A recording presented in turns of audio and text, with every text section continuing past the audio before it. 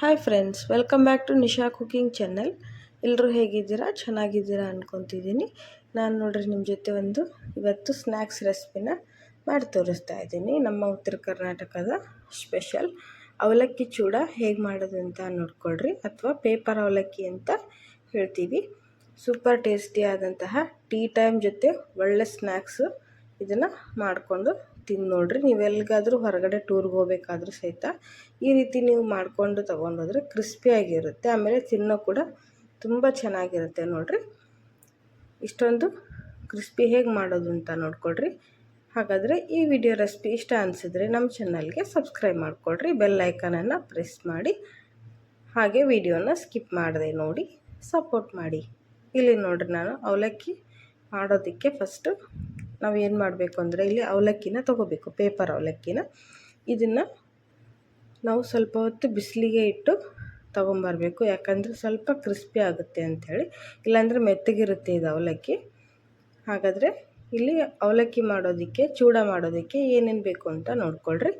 ಇಲ್ಲಿ ನಾನು ಒಂದು ಅರ್ಧ ಕಪ್ಪಷ್ಟು ಶೇಂಗಾ ಮತ್ತು ಪುಟಾಣಿ, ಗೋಡಂಬಿ ತೊಗೊಂಡಿದ್ದೀನಿ, ಒಣ ಕೊಬ್ಬರಿ ತೊಗೊಂಡಿದ್ದೀನಿ, ಸ್ವಲ್ಪ ಕರಿಬೇವು, ಒಂದು 4 ಹಸಿಮೆಣಸಿನ್ಕಾಯಿನ ಕಟ್ ಮಾಡಿ ತೊಗೊಂಡಿದ್ದೀನಿ, 1 ಗೆಡ್ಡೆ ಬೆಳ್ಳುಳ್ಳಿನ ತೊಗೊಂಡು ಜಜ್ಜಿ ತೊಗೊಂಡಿದ್ದೀನಿ. ಇಷ್ಟು ಬೇಕಾಗುತ್ತೆ. ಈಗ ಇಲ್ಲಿ ಕಡಾಯಿನ ಬಿಸಿ ಮಾಡಿಕೊಳ್ರಿ. ಕಡಾಯಿ ಚೆನ್ನಾಗಿ ಬಿಸಿ ಆಗಲಿ. ಇದಕ್ಕೆ ಇವಾಗ ನಾನು ಒಂದು 3 ಟೇಬಲ್ ಸ್ಪೂನಷ್ಟು ಎಣ್ಣೆನ ಹಾಕ್ತಾಯಿದ್ದೀನಿ. ಎಣ್ಣೆ ಚೆನ್ನಾಗಿ ಬಿಸಿ ಆಗಲಿ.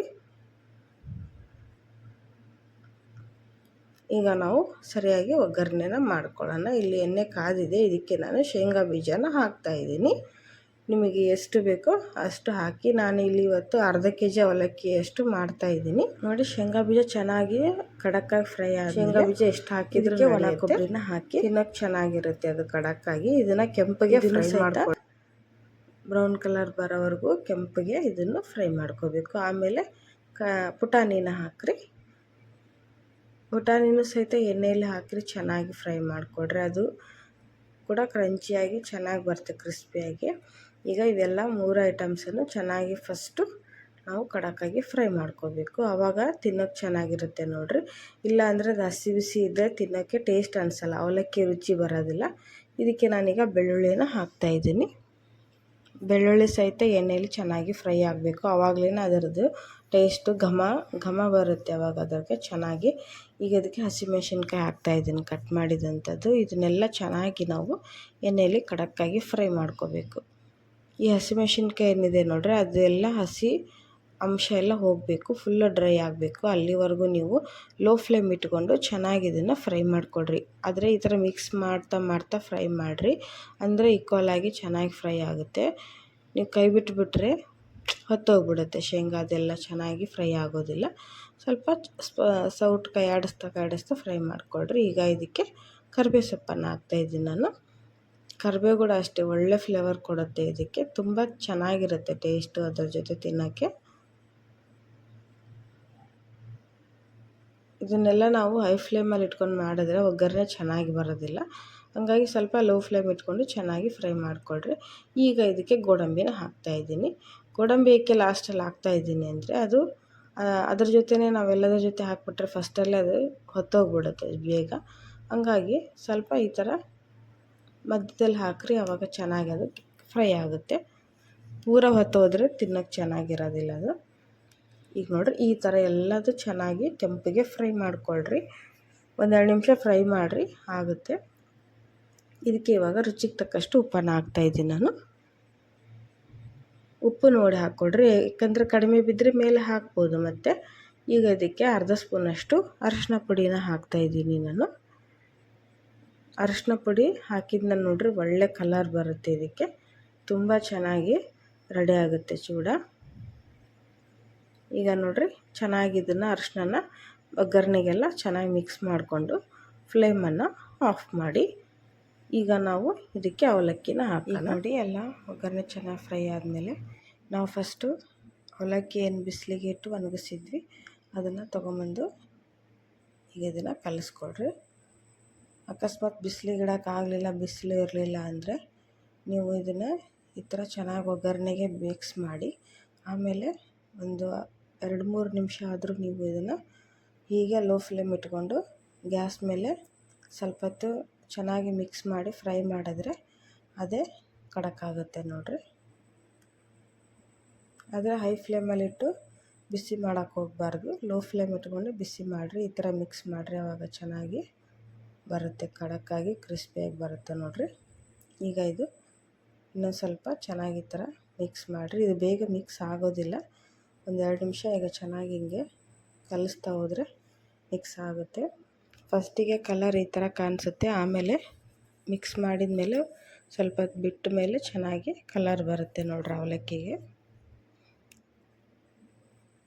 ಹೀಗೆ ಇದನ್ನು ಬಿಸಿ ಮಾಡ್ತಾ ಮಿಕ್ಸ್ ಮಾಡಿಕೊಳ್ರಿ, ಆವಾಗ ಸೂಪರ್ ಕ್ರಿಸ್ಪಿಯಾಗಿ ಬರುತ್ತವೆ ನೋಡಿರಿ ಅವಾಗ ಚೂಡ. ಈಗ ಇದು ರೆಡಿಯಾಗಿದೆ.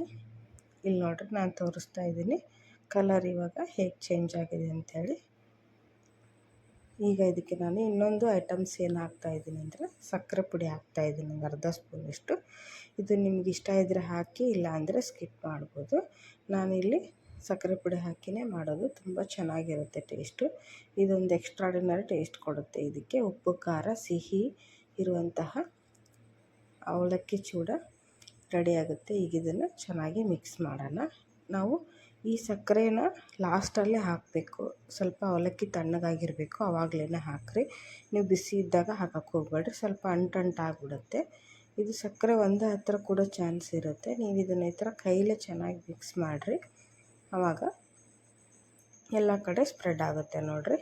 ಈ ಥರ ಮಿಕ್ಸ್ ಮಾಡಿಬಿಟ್ಟು ಈಗ ತುಂಬ ರುಚಿಯಾದಂತಹ ಟೇಸ್ಟಿಯಾದಂತಹ ನಾವು ಚಹಾದ ಅಂಗಡಿಯಲ್ಲಿ ಸಿಗ್ತದೆ ಇದೇ ರೀತಿ ನೀವು ಟೀ ಅಂಗಡಿಯಲ್ಲಿ ಮಾಡುವಂತಹ ಅವಲಕ್ಕಿ ಚೂಡನ ಮನೆಯಲ್ಲಿ ಮಾಡಿಕೊಂಡು ತಿಂದು ನೋಡಿರಿ ಎಷ್ಟು ಕ್ರಿಸ್ಪಿಯಾಗಿ ಬಂದಿದೆ ಅಂತ ಹೇಳಿ.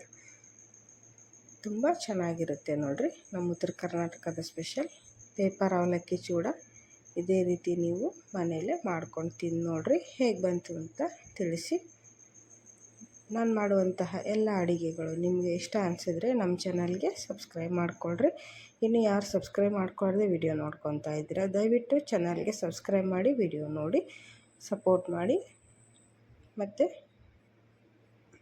ನೋಡಿ ಇಲ್ಲಿ ನಾನು ಪ್ಲೇಟಲ್ಲಿ ಹಾಕಿ ಸರ್ವ್ ಮಾಡಿದ್ದೀನಿ, ಹೇಗೆ ಕಾಣಿಸ್ತಾ ಇದೆ ಅಂತ ನೋಡ್ತಿರ್ಬೋದು.